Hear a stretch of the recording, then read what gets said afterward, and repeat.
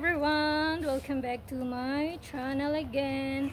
And for today's vlog ay isusukat natin itong belt na nabili natin sa Max. So naka-sale siya dahil naghahanap tayo ng sinturon. Wala akong sinturon.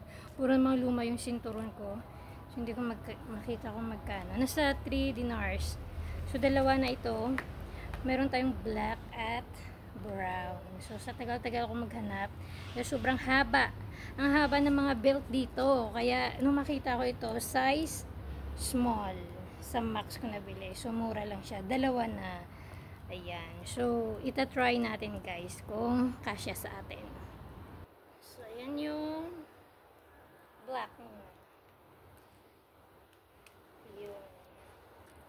So size small.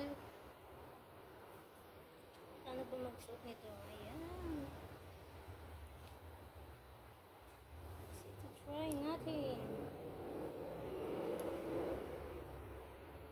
Wow, kasyang-kasya.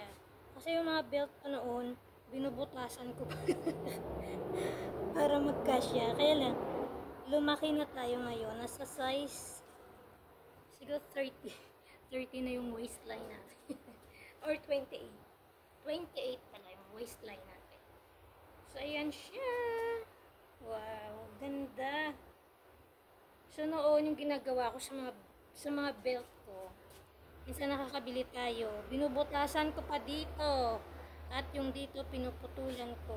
So, ngayon, perfect lang. Ayan siya, guys.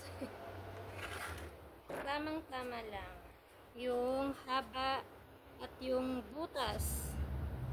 O, meron pang ano, isa, dalawa. O, may dalawa pa pag tayo ay pumayat ulit.